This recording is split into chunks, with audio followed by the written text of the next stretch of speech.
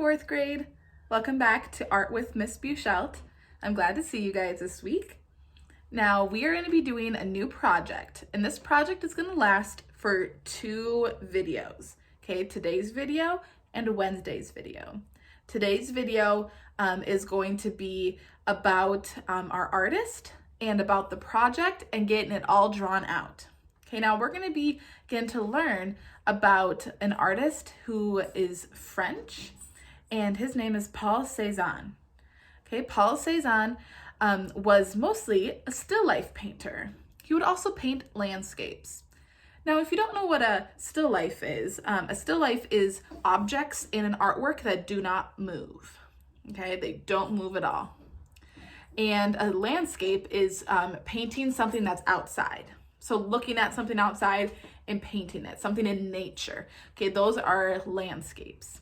So he was actually not very popular at all. He moved to Paris to be, at that time, it was the center of the art world. He wanted to live there. So he went there to be a part of this art world. And he was actually studying to become a lawyer first. And he begged and begged and begged his father to let him not study law anymore and to go be an artist. And so he eventually went out there and did that, but found that people out there were not very nice. They did not like the way that he painted. He was different than how everyone else there was painting. And if you were different in that time, it was not okay. And you were not accepted. So Paul Cézanne, he obviously might have been a little discouraged, right? We can kind of think about how he would be feeling because all of us at one point in time have doubted our own abilities, right? When it comes to art, how many times have you told Miss B that you can't do something, right? Or I can't do this, I can't do that. We all have done that at some point in time or another. And Paul Cézanne also felt that way. So let's watch this little video about Paul Cézanne so you can see a little bit more of what his artwork looked like.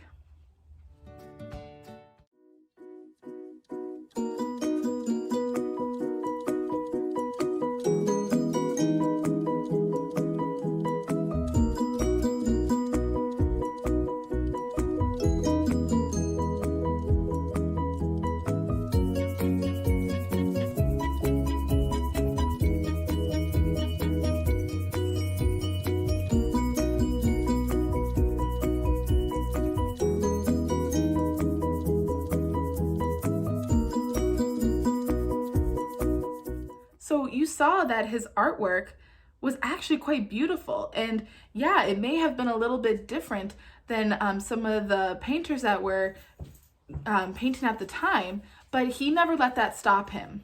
Him and a bunch of other artists who were just like him came together and they held a show. And that show was supposed to be for people who were turned away from that art world, people who were told they weren't good enough. And they had a big art show or an art exhibition showing all their stuff.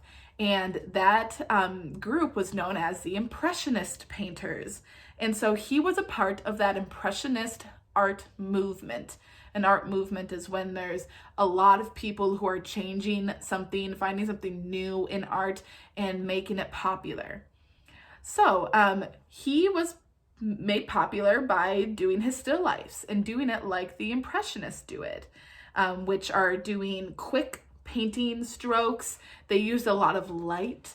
And so we are going to be getting to make our own still lifes.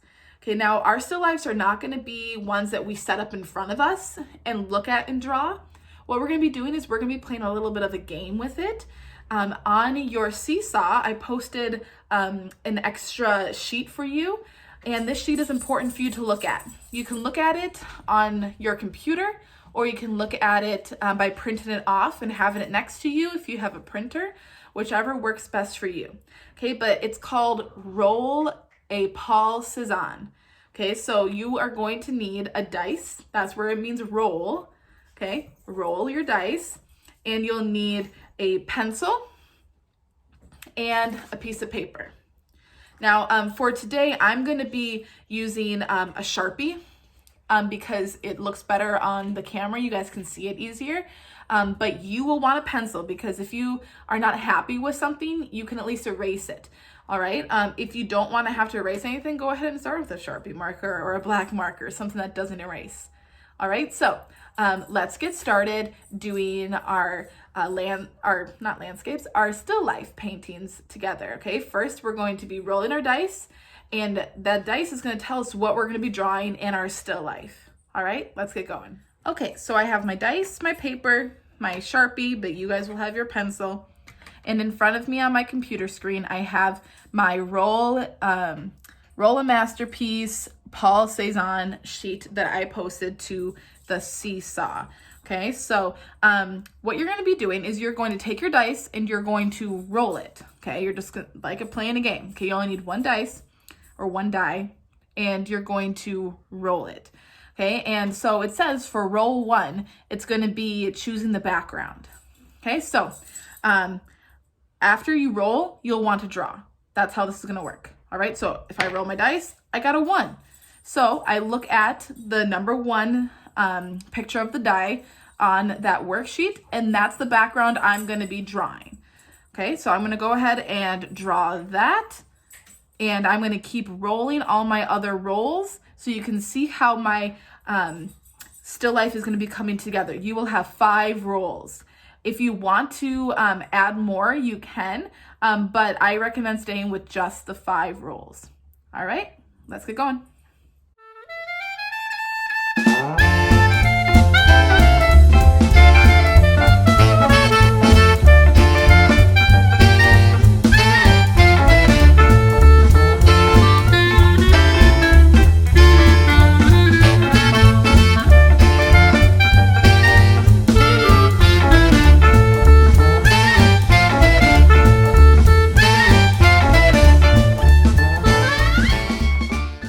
You will see that I use the whole paper to create my still life. So make sure you go from the edge to the edge, filling up your whole paper. Okay, you can overlap your objects. You can put objects inside of other things. Okay, it gives it more dimension if you do that. Thanks for following along today, 4th grade, and be watching for the next step, which is on Wednesday. That video will be showing you how to add color to our Cezanne still lifes. I hope you have a great rest of your day. Bye.